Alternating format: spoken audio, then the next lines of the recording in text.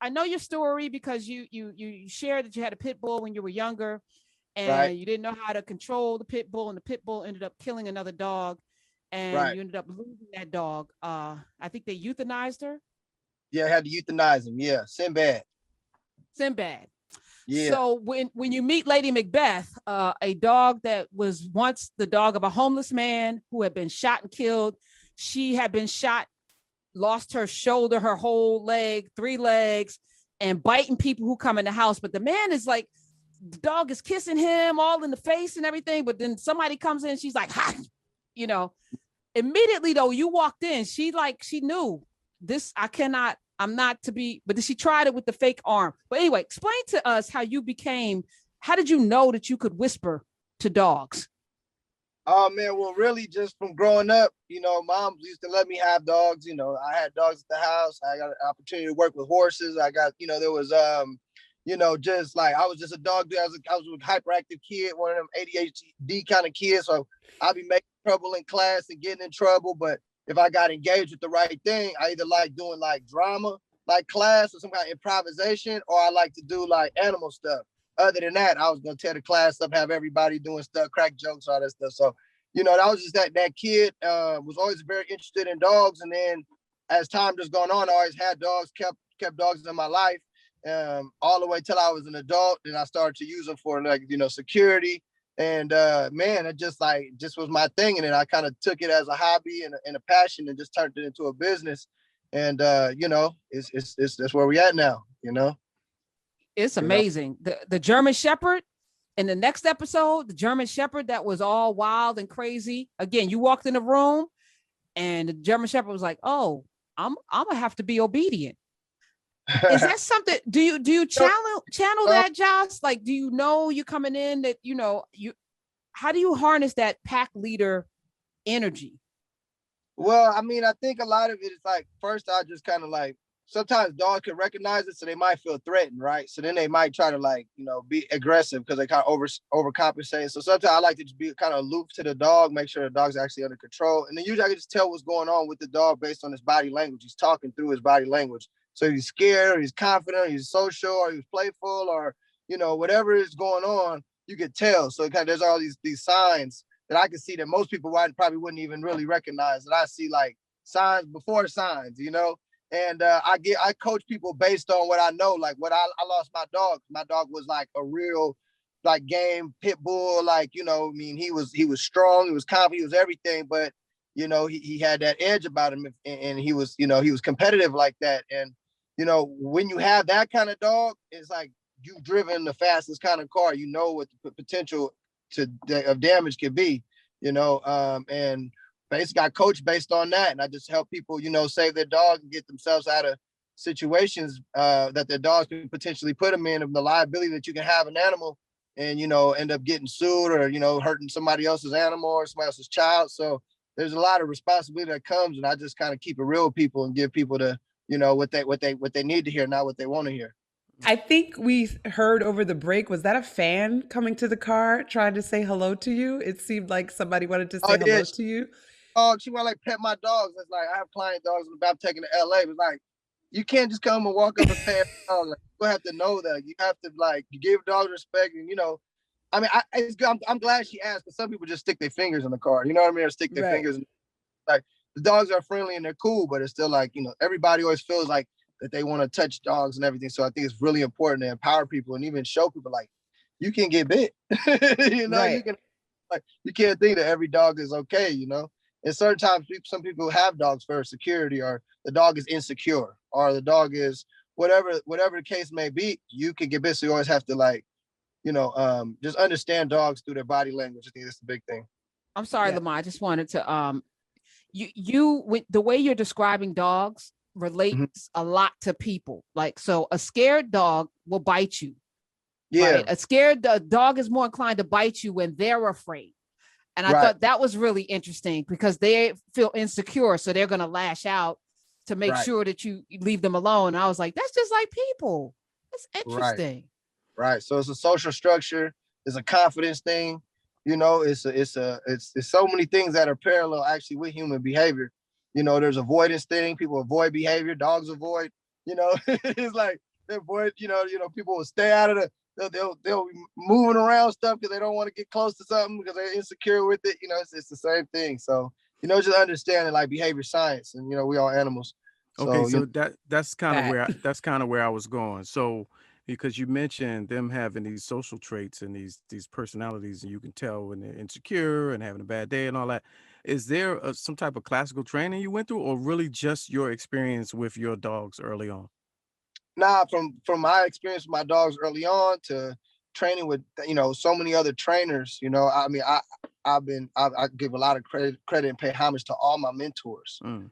I was a student of the game, and I still am a student of the game. And you get around people who've been doing it 30, 40 years, and they got game for you. You know what I mean? You're gonna put that in your toolbox, you put that in your gumbo pot and mix it up and get your flavor of it. You know what I mean? And that's really what it is. Like, I didn't go to a formal school. I didn't. Mm. I went to school for aviation. Like, but I went to be a mechanic. But mechanic is like I'm fixing a dog too. Like, you got certain things in the system that need to be balanced out in order for this thing to work.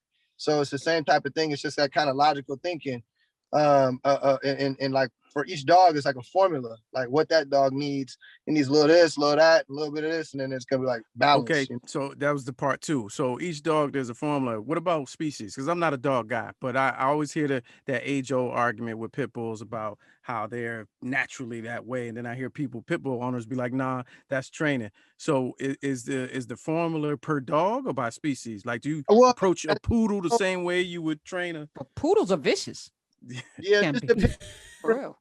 So we train dogs. I don't look at dogs as like a breed. I look at it as a temperament, right? Because the temperament dogs are mixed up in so many different ways. You got mixed breeds. You got this doodle, kind of that doodle. So these are different dogs that they're incorporating. So I look at the temperament at face value, and there's 16 dimensions of temperament. So I evaluate the dog on the temperament, and then that kind of gives me the read on how I'm gonna go about the situation. Like if you have a pit bull, you have a dog that's gonna have natural territoriality. We're stronger, he's going to be more and more of a guard dog, watchdog potential, high activity levels, more dominance levels. So all of that, all bundled up with a handler that doesn't know how to handle that, is going to only throw gas on a fire to create more of this genetic, this super, and it's almost like, all right, we'll say, for example, like us, right? Boom, we got, African Americans in sports. We got African Americans who excel in certain things, and then it's like it could go left too. So the thing is, like, we all have to make sure we have our proper environment and channels and motivations and structure so we can end up in a successful situation. Otherwise, as we all know, I don't know where all y'all from, but there's folks who they end up getting caught up in the cycle. So the thing is, same goes for these dogs. You know what I mean? It's like you got all of this dog, and this is really America's dog. This is what everybody loves the pit bull, but at the same time, everybody has to get empowered and know how to deal with this animal. And there's a standardized training in Germany for them German shepherds and the Malinois, and it's like they take it serious and they understand it, but it's like and then you have like the dog fighting rings, and you have game dogs. So it's like there's just a lot of stuff that kind of like throws everything around. So it's like you just got to do the best you can and understand what you're looking at and what it's going to take for that dog to be a better dog. Because some dogs are never going to be good to be around dogs. That's just because of their DNA. That's just what they've been bred to be. And you can't fight that. You say, oh, I want this. Oh, he's so good with my baby, but you don't want him to be like, no, you have to go with what the dog is, what they're naturally going to do. And except through behavior management, we can make them better. But sometimes, like, it's not a good call. Like if someone has, like, I'm a father now. So if someone has a dog and the dog is not stable with kids, that might not be the best dog for you. I don't want to risk my baby girl having to be, traumatized for life because I had to have this emotional attachment to this dog. Like, this is a family member, but my kids are going to be first, and we have to make sure we know what we're dealing with and how to, make these better decisions to make sure we, people are, putting themselves in a position to win. Yeah. So you're talking about dog temperaments, right? Like my goal, I would love to have a lazy dog, like dogs that are doing way too much. It goes against my nature. So how much is the dog's temperament versus do dogs take on their owner's temperaments as well? No, not necessarily. You got to choose the right dog for you. And that's the thing is the dog has temperaments. There's breeds and there's dispositions that you can see in an animal to say, okay, this dog is a little more chill. He's watching for a half a day. he gonna say, all right, he has not been doing a whole lot of stuff all day. You know, then there's dogs like I have Belgian Malinois, they're great working dogs and protection dogs. And then people think they want to have them in their home and bring them on as pets, but they don't give them the outlet. So then they tear stuff up because they're not like the lazy dog that just wanted to kick back, and or the smaller dog that doesn't need so much energy, you know. So it's like there's all these breeds, and you have to just give that dog what they need. Otherwise, they're gonna take it out of your house. Yeah. Josh is here. Josh Leverette. The series is called Canine Intervention. He's amazing. He's trained dogs for Michael B. Jordan, Kevin Hart, my buddy Holly Robinson, Pete, Marshawn Lynch, Steph Curry. Yes, she's amazing. Vernon Davis. You have done a lot of celebrities. How did that happen? You know, how did the word of mouth spread about you, Josh? Man, I just, you know, it's just like you practice and you get good at something, you know, people start to find out about you, you start networking, and, you know, people feel comfortable, you know, having you in their home. And, you know, it's like, it's bigger than dogs though, you know, it's like, you know, I'm a relatable dude. I can connect with a lot of people doing from a lot of different backgrounds. And, you know, I don't know, it just happened, you know, it's like, I put myself in certain situations that, you know, allow me to like I try to be prepared. So when opportunities come, I'm ready for them. You know what I mean? So that's my whole thing. It's that town hustle, you know? Yeah, I'm loving it. I'm sorry. The story, your backstory is amazing, which y'all can see when you watch the series, you know, coming from Oakland, and your whole backstory is just inspiring. Go ahead, Lamont. I'm sorry. No, I was just gonna say with Kev Hart, did you ever get him mixed up with his dogs? Because he's kind of a little guy. So I figured, you know, you might have. That's a joke. What kind of dogs does Kev Hart have? Yeah, right. And Josh wasn't even biting. He was like, "You ain't gonna have me mess up my situation. You better go ahead with that." Kev, I met Kev through his personal trainer, Boss. You know who? Right. Yeah. We got tight. You know, real Houston, real Oakland. Boom. We put it together because, you know, a lot of people, you cannot go get straight to people. You gotta be solid, be cool, right. Boom, I rock with Boss. And then I ended up hooking with Kev, and he got some German, you know, some Dobermans, and we trained them up. And Kev's a good dude, man, real hard working, hustling son of a gun. You know what I mean? He's like hardest working dude in the game. You know what I mean? He's just, I'm inspired from people like Kev, you know, because he's just, you know, he tries to go hard. He tries to put his people on. It's kind of like what you're supposed to do. So yeah. Favorite breed, Josh, your favorite breed of dog? You know, I don't really have a favorite. I choose to have Dutch Shepherds because that's kind of like the breed of today, as far as their explosiveness. I'm really a pit bull guy, but I'm not a breed. I'm more of a temperament guy. You know what I mean? Like, I don't keep friends based on, you know, where they are in the world. It's like who they are. You know what I mean? So same thing with the dogs. Like, if the dog is all that, I take a little baby dog and he's fire. He gonna ride with me.